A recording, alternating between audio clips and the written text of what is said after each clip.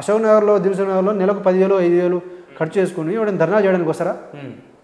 ఇప్పుడు చదివేటోడు ఒక్కడే కేసుల గురించి భయపడతాడు, వేరే వాడు ఎవడు భయపడ్డాడు. ఎందుకంటే వాడు చదివి వచ్చింది చదవడానికి జాబ్ కోసం. జాబ్లో వాడి కేసులు అయితే వాడు ముందుకు పోలేడుగా.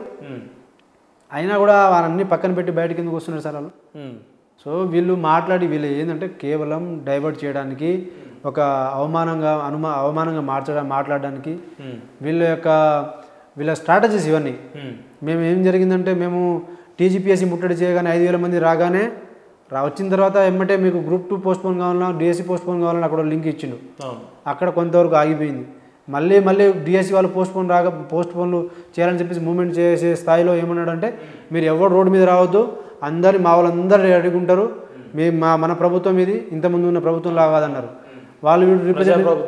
అప్పుడు వీళ్ళందరూ పోలీసులు ఉండరు, వీళ్ళు ఇట్లా చెప్పుకుంటూ మూమెంట్ని ఎప్పటికప్పుడు స్ప్లిట్ చేయడానికి వేసిన స్టంట్లు ఇవి. సార్ నేను ఈ యొక్క వేదిక ద్వారా నేను మళ్ళీ చెప్తున్నా, ప్రభుత్వం మాతో మాట్లాడకున్నా పర్లేదు. ఒకవేళ వాళ్ళకి ఈగో ఉండి ఇంకోటి ఉంటే మాతో మాట్లాడకున్నా పర్లేదు. కానీ ఈ అసెంబ్లీ సెషన్ అయ్యే లోపుట గ్రూప్ 1 1:100 చేయకపోతే, గ్రూప్ 2 2,000 పోస్టులు పెంచకపోతే, గ్రూప్ 3 3,000 పోస్టులు పెంచకపోతే, డిఎస్సి తర్వాత నెక్స్ట్ ఇది ఎగ్జామ్ అయిన తర్వాత వాళ్ళది కూడా 19,000 మెగా డిఎస్సి అనేది వేయకపోతే దానికి సంబంధించింది కూడా రావాల్సిందే, స్టేట్మెంట్ రావాల్సిందే. వీళ్ళ కనుక ఇది రాకపోతే 2వ తారీఖు ప్రెస్ మీట్ పెడతాం. ఈసారి ఇప్పుడు చెప్తున్నా సార్, నేను ఇక్కడ నుంచి చెప్తున్నా, ఢిల్లీలో 10,000 మందితో పోతాం ఇప్పుడు ఈసారి. నేను అన్ని స్టడీ చేసి వచ్చినాడ. ప్రభుత్వాన్ని హెచ్చరిస్తున్నారా? ఖచ్చితంగా సోనియా గాంధీ ఇంటి ముట్టడి చేస్తాం, రాహుల్ గాంధీ ఇంటి ముట్టడి చేస్తాం, జంతర్ మంతర్ దగ్గర పోతాం, ఏఐసిసి పార్టీ ఆఫీస్ ఉంది వాళ్ళ పార్టీ ఆఫీస్ని ముట్టడి చేస్తాం. మీరు చూడండి ఇక దేశ రాజధానిలో తెలంగాణ నిరుద్యోగులు ఏం చేస్తారో ఏం చేసేస్తారో అది చేసి చూపిస్తాం. మాకు ఒక్క ఉద్యోగం ఒక్క పోస్ట్ పెరగకుండా పర్లేదు. మేము చెప్తున్నాం కదా, ఒకవేళ ఇది చేసిన తర్వాత కూడా వాళ్ళు ఢిల్లీలో చేసిన తర్వాత కూడా వాళ్ళు కనుక ఇట్లనే ఉంటే ఈ కొడంగల్లో నన్ను ఒక ఎస్టీ కేటగిరీగా నన్ను అవమానపరిచినాడు రేవంత్ రెడ్డి గారు. కొడంగల్లో తెలంగాణలో ఉన్న నిరుద్యోగులు మొత్తం కొడంగల్ ఎలక్షన్స్లో ఇప్పుడు రేపు ఎంపీటీసీ జెడ్పీటీసీ సర్పంచ్ ఎలక్షన్స్ ఉన్నాయిగా, మేము ఎక్కడ తిరగామండి.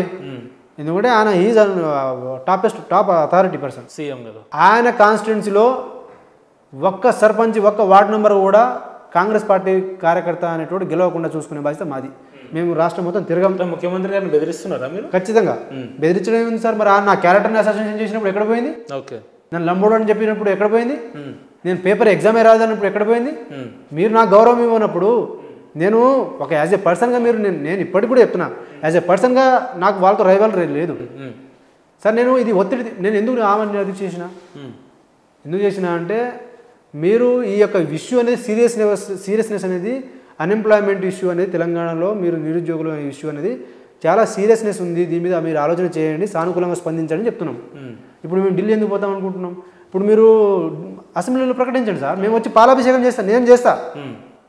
నేను చేస్తా సార్ పాలాభిషేకం.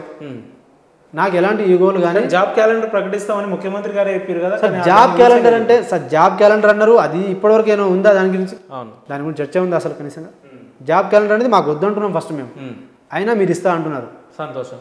మరి నువ్వు దానికైనా నువ్వు 50,000 ఉద్యోగాలు జాబ్ క్యాలెండర్ ఈరోజు ప్రకటించి అరే ఇప్పుడు సరే ఇది అయిపోయింది, 2 రోజులు ఇప్పుడు ఇంకో వారం 10 రోజులు ఇంకో నోటిఫికేషన్ వస్తుంది, ఇంకో ఇన్ని వేల ఉద్యోగాలతో 50,000 ఉద్యోగాలు ఇస్తున్నామని చెప్పండి. ఎవరు వద్దంటారు సార్? మాకేం అవసరం సార్? మేము బెదిరిస్తున్నారా లేదంటే వార్నింగ్ ఇస్తున్నారా అంటే మా పని మేము చేసుకుంటూ పోతున్నామని చెప్తాం. ఇక నువ్వు ఆ పని వల్ల నువ్వు ఎంత ఎఫెక్ట్ పడతావు, నువ్వు ఎంతవరకు నష్టపోతావు అనేది నేను చెప్తున్నా కదా. తప్పకుండా ఉంటుందా? ఒకవేళ కాంగ్రెస్ ప్రభుత్వం నిరుద్యోగులకు న్యాయం చేయలేకపోతే రాబోయే రోజుల్లో మూల్యం చెల్లించాల్సిందే. 2వ తారీఖు నుంచి అన్ని పార్టీలను, అన్ని పార్టీ నాయకులను, అన్ని సంఘాలని, తెలంగాణలో ఉన్నటువంటి ఉద్యమకారులను, ఈ నిరుద్యోగం కోసం మీరందరూ మాట్లాడాలని చెప్పేసి మేము ప్రెజర్ చేస్తాం సార్. మీరు చెప్తే మేము కొట్లాడినారు, మా అన్న వాళ్ళు కొట్లాడినారు, మీరు చెప్తే తెలంగాణ సాధించినారు, మీరు చెప్తే చచ్చిపోయినారు 1,600 మంది. మరి ఉద్యోగాలు వస్తాయని చెప్పినారు, దానికోసమే కదా. ఈరోజు ఎవరికి వాళ్ళు పార్టీలు పెట్టుకొని ఎవరికి వాళ్ళు ఓట్లు ఆడుకొని మీరు ఓటు అడగడానికి మీరు వచ్చినప్పుడు మరి నిరుద్యోగుల కోసం న్యాయం మీరు అందరు కలిసి కట్టుగా ఒక రౌండ్ టేబుల్ పెట్టండి. రౌండ్ టేబుల్ నేను అదే చెప్తున్నా సార్, రౌండ్ టేబుల్ పెడతారా? మీరందరూ మీ పార్టీ కార్యకర్తలను అలర్ట్ చేసి బయటకు పంపించి మీరు రోడ్ల మీదకి పంపిస్తారా? మీరు ఫైట్ చేయాలి. ఇప్పుడు నిరుద్యోగులు కాదు ఫైట్ చేయాల్సింది, నిరుద్యోగులు కాదు సార్ ఫైట్ చేయాల్సింది, రాజకీయ నాయకులు ఫైట్ చేయాలి. సంఘాల్లో ఉన్నట్టు సంఘం పెట్టుకున్న వాళ్ళు ఫైట్ చేయాలి. వీళ్ళు ఫైట్ చేయాలి. ఇప్పుడు వీళ్ళకు కూడా మేము వీళ్ళతో కోఆర్డినేట్ చేసుకుని వీళ్ళు రిక్వెస్ట్ చేసుకుంటూ వీళ్ళందరినీ ఇన్వాల్వ్ చేస్తూ మేము వీళ్ళతో సపోర్ట్ తీసుకుంటూ ఖచ్చితంగా మేము 2వ తారీఖున ఆగస్టు 2వ తారీఖున ఆగస్టు 1వ తారీఖు లోపుట ప్రభుత్వం కనుక మేము ఏమైతే డిమాండ్లు పెట్టినామో అవి చేయకపోతే ఆగస్టు 2వ తారీఖున ఖచ్చితంగా మా కార్యాచరణ అనేది ఒకటే ఒక కార్యాచరణ పెడతాం. అది ఎక్కడ పెట్టాం, ఢిల్లీ పెడతాం. మీకు ఎవరికైతే మీకు చేతినైతే ఆపుకోండి. తెలంగాణలో ఉన్న నిరుద్యోగులందరికీ మేము వంతుగా ఒక సందేశాన్ని ఇవ్వాలంటే ఏం చెప్తారు మీరు? నిరుద్యోగులందరూ తెలంగాణలో ఉన్న నిరుద్యోగులు ఒకటే చెప్తున్నా, మనం కేవలం సోనియా గాంధీ ఇల్లు రాహుల్ గాంధీ ఇల్లు, ఎందుకంటే వీళ్ళందరికీ బాధ్యత ఉంది, ప్రియాంక గాంధీ ఇల్లు, ఏఐసిసి పార్టీ ఆఫీస్ కదా వచ్చి 2 లక్షలు ఏఐసిసి పార్టీ ఆఫీస్ ఇల్లు, ఖర్గే గారి ఇల్లు, జంతర్ మంతర్ దగ్గర మనం అన్ని రకాల అందరు సంఘాల సపోర్ట్ తీసుకొని నేను 10,000 అంటున్నా, 100 మంది పోతే చాలు. 100 మంది కాదు 20 మంది పోతే చాలు. నిద్ర రాదు. నేను చెప్తున్నా సార్, 100 మందితో పోయినా దేశంలో అగ్గి పెట్టొస్తాం. దేశ రాజధానిలో నిరుద్యోగులు, తెలంగాణ నిరుద్యోగులు ఫైట్ చేసి ఎట్లా ఉంటుందో చేసి చూపిస్తాం. ఆడ పోయినప్పుడు ఖచ్చితంగా నేను గట్ ఫీలింగ్ చెప్తున్నాను, ఐఎమ్ డ్యామ్ షూర్ ఖచ్చితంగా వీళ్ళని మనం కూర్చోబెట్టి మీ ప్రాబ్లం ఏందని చెప్పేసి 100 మందితో పోయినప్పుడు వాళ్ళు ఒకరు వస్తారు, 1000 మందితో పోయినప్పుడు వాళ్ళే మన దగ్గర మనం పిలిపించి మన బాధలు ఏందని అడుగుతారు. అప్పుడు కూడా మేము ఒకటే అంటాం, మా సమస్యలు మీరు పరిష్కారం చేయండి, ఇది ఒకటే.